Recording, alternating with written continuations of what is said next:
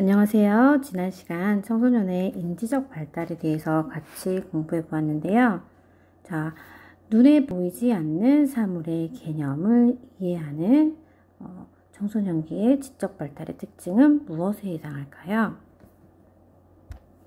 네, 추상적 사고에 해당합니다.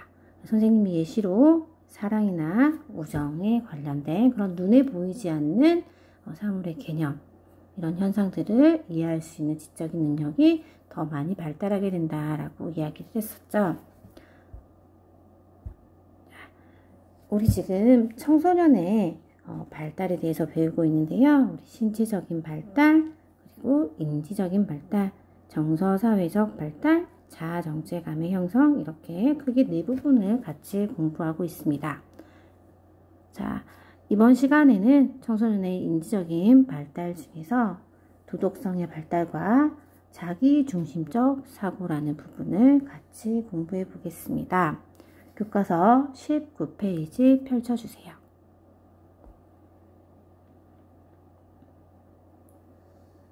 자기중심적 사고 그리고 도덕성 발달이 이번 시간에 배울 핵심 단어입니다. 자, 그러면 이 자기중심적 사고는 무엇을 이야기할까요? 자, 자기중심적 사고라고 하는 것은 이기적이다 라고 하는 그런 의미는 아닙니다. 자, 흔히 우리가 이 자기중심적 사고로 인해서 우리 중2병이다, 사춘기다 이런 용어로 청소년들을 부르기도 하는데요. 자신은 외모와 행동에 지나치게 몰두한 나머지 자신과 다른 사람의 관심사를 구분하지 못하는 사고를 이야기합니다.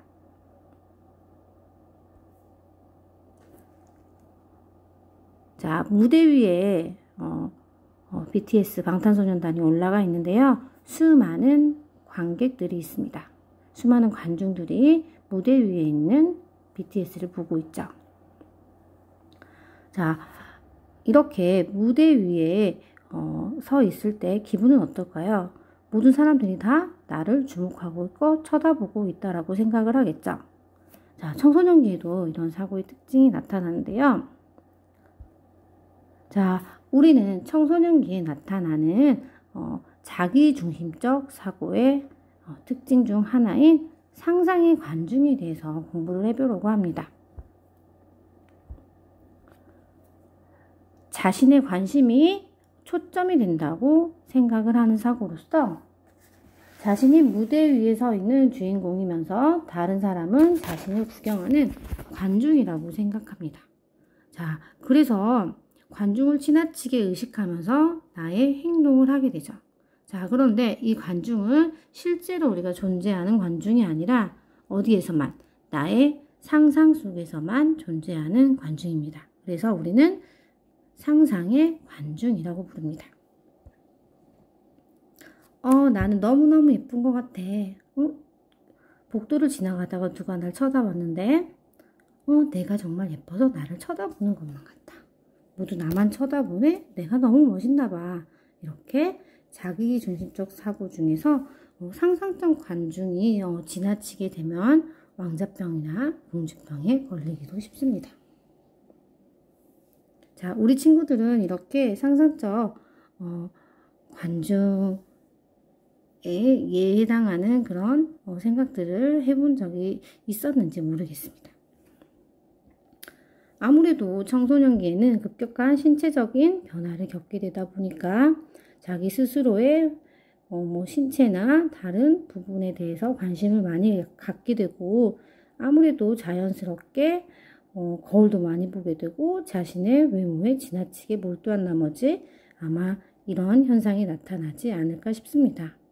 선생님은 이런 상상적 관중도 어느 정도는 자연스러운 현상이라고 생각이 듭니다.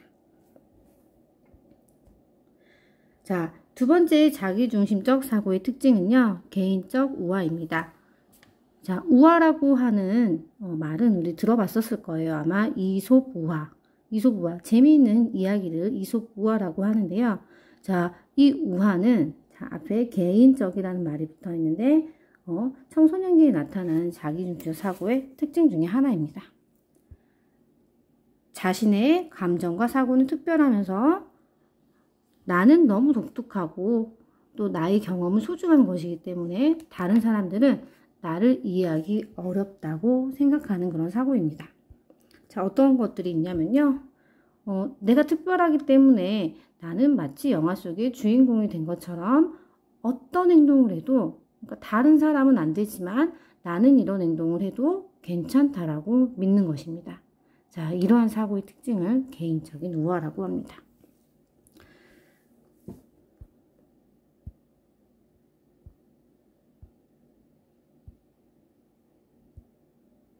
자, 그래서 내가 이렇게 도로에 자전거를 쌩쌩 타고 가고 있는데 다른 사람은 다쳐도 나는 절대 다치지 않아. 이렇게 생각을 하는 거. 나는 특별하기 때문에 나는 절대 다치지 않을 거야. 현실과 거리가 먼 그런 이야기를 하고 있죠. 우리의 우정은 다른 친구들과 비교도 안 될 거야. 우리는 정말 영원히 함께 할 거야. 이런 생각들. 그리고 가슴 아픈 첫사랑은 이렇게 나만 겪는 걸 거야 라고 이렇게 생각하는 것들. 자, 이런 것들이 아마 개인적 우화에 해당할 수 있을 것 같습니다.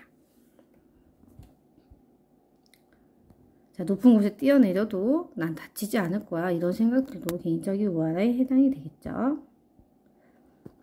자, 이렇게 청소년기에는 자기중심적 사고가 두드러지게 나타나게 되는데요. 자, 이 자기중심적 사고는 청소년기에 나타나는 자연스러운 현상이지만 자기중심적 사고가 너무 심하게 되면은 위험한 행동을 하게 되고 이 위험한 행동이 비행으로까지 이어지게 됩니다. 자, 한 신문 기사인데요.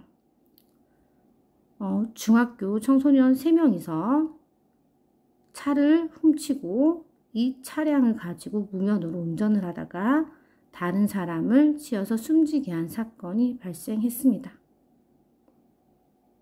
너무 안타까운 뉴스인데요. 이렇게 자기중심 사고가 너무 지나치게 되면은 내가 이렇게 무면허로 차량을 운전을 하고 다녀도 나는 절대 걸리지 않을 거야.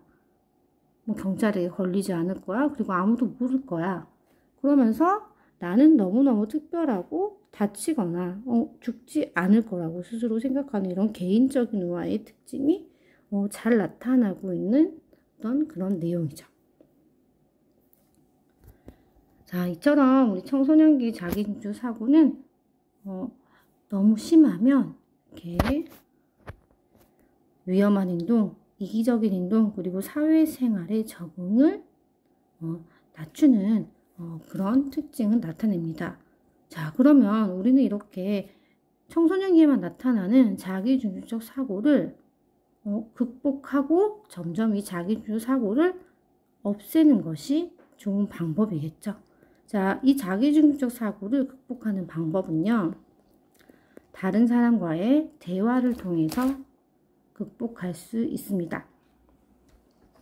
자, 다른 사람과 다양한 관계를 맺음으로써 내가 아닌 다른 사람과 상호작용을 하다 보면 상대방의 관심사가 내가 생각한 만큼 나에게 그렇게 집중되어 있지 않구나 하는 것을 스스로 깨닫게 됩니다. 자, 그러면서 이 자기중심 사고는 점차 사라지게 됩니다.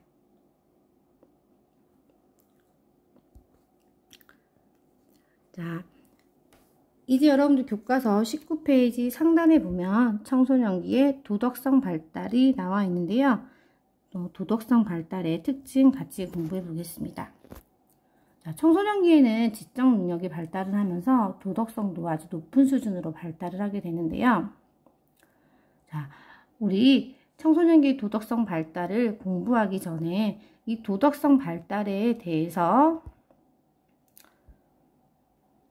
콜버그라고 하는 사람이 도덕성 발달의 단계를 이렇게 6단계로 나눠 놓았습니다. 이 이론을 같이 공부하면서 우리 지금 청소년기 친구들은 어떤 단계의 도덕성 발달을 거치고 있는지 한번 찾아보도록 하겠습니다. 자, 먼저 첫 번째는 벌, 회피, 복종의 단계, 두 번째는 욕구 충족 거래의 단계, 세 번째는 착한 아이, 평판을 중시하는 단계. 네 번째는 법과 질서의 단계. 다섯 번째는 사회계약의 단계. 여섯 번째는 보편적 윤리의 단계입니다.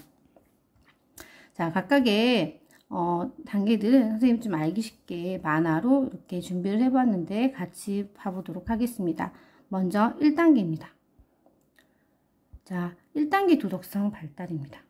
자, 혼나면 안 되니까 복도에서 뛰지 말자라고 했어요. 자, 뛰면 안 돼. 자, 그런데 이 뛰면 안 된다라고 하는 기준이 뭘까요? 혼나니까, 선생님에게 혼나니까 뛰지 말아야겠다라고 이야기를 하는 거죠. 자, 가장 낮은 1단계의 도덕성 수준입니다. 다른 사람에게 혼나지 않기 위해서 내가 도덕적인 행동을 하게 되는 거죠. 자, 2단계. 자, 2단계는요. 와, 복도에서 뛰지 않으면 보상이 가득. 선생님이 사탕을 준대요. 선생님이 상품을 준대요. 부모님이 용돈을 주신댔어요. 라고 하면서 사탕이나 스티커 등의 보상을 받기 위해서 내가 착한 행동을 하는 것이죠. 2단계. 자, 3단계는요. 복도에서 천천히 다니면 선생님이 나를 예뻐하시겠지라고 생각을 합니다. 자, 이 수준은요.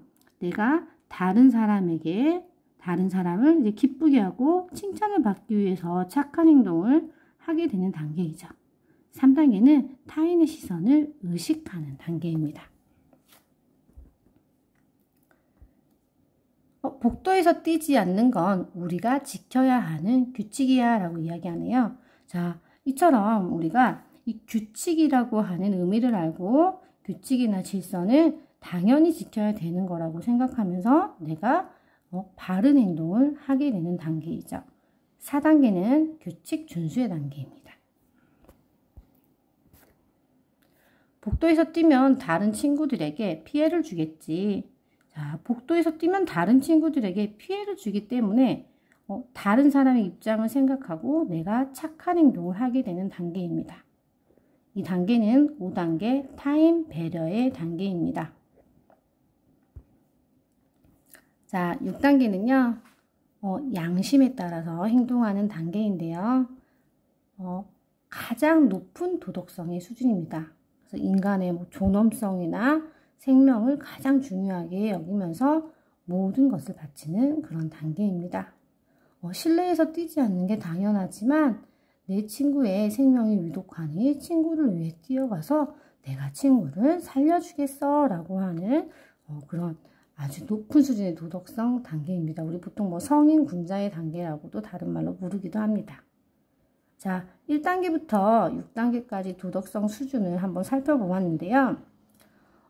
도덕성이 높으면 높을수록 우리는 더 행복해지게 되겠죠.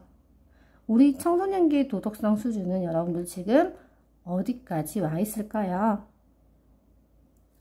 청소년기의 도덕성 수준은 보통 꼴보기 이론 중에서는 이제 3단계, 4단계 이렇게 불리는데요. 자, 청소년기 도덕성 특징은요. 우리 친구들 자신의 양심에 따라 스스로 판단하고 행동하게 되죠.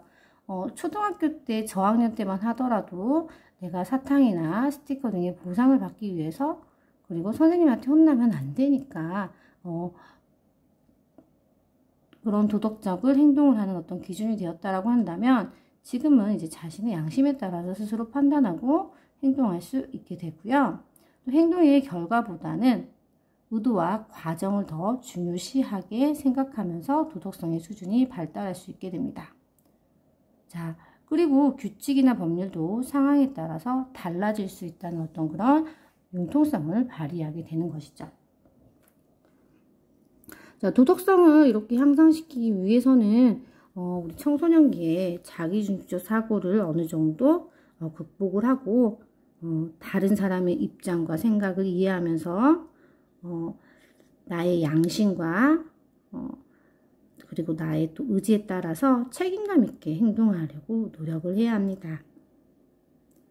자, 우리 친구들 오늘 청소년기의 자기중심적 사고와 도덕성 발달에 대해서 같이 공부를 해보았는데요. 선생님이 클래스팅에 서술형 문제를 남겨두었습니다. 그 서술형 문제를 여러분들 성의 있게 잘 읽어보시고 잘 작성해 주시기 바랍니다. 자, 클래스팅으로 이동해서 과제까지 완료해 주시기 바랍니다. 수고하셨습니다.